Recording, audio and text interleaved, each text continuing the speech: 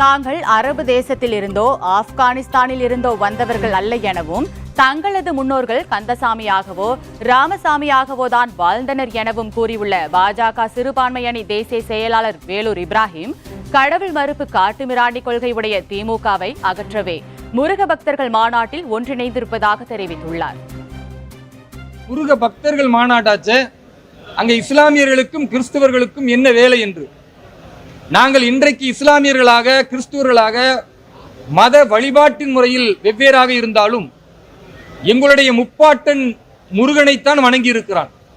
நாங்கள் அரபு பிரதேசத்தில் இருந்தோ அல்லது ஆப்கானிஸ்தானில் இருந்தோ வந்தவர்கள் அல்ல.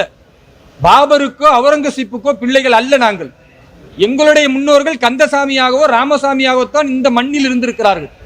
இந்த மண்ணின் பூர்வகுடி மக்களாக உள்ள நாங்கள் எங்களுடைய மூதாதையர்கள் எதை வழிபட்டார்களோ அந்த வழிபாடு இன்றைக்கு சிதைக்கப்படுவதற்கு இந்த திமுக ஆட்சி முன்னிறுத்துமையானால் நாங்கள் அனைவர்களும் ஒன்றிணைப்போம்.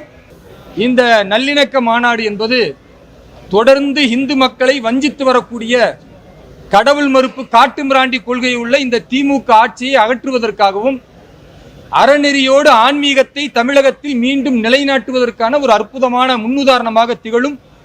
இங்கு வரக்கூடிய அத்தனை மக்களும் சமய பேதமற்று சாதி பேதமற்று நாம் அனைவரும் பாரத தாயின் பிள்ளைகளாக ஒன்றிணைகிறோம் என்ற ஒரு ஒற்றை கோஷம்தான் இந்த மாநாட்டினுடைய அற்புதமான நிகழ்வு.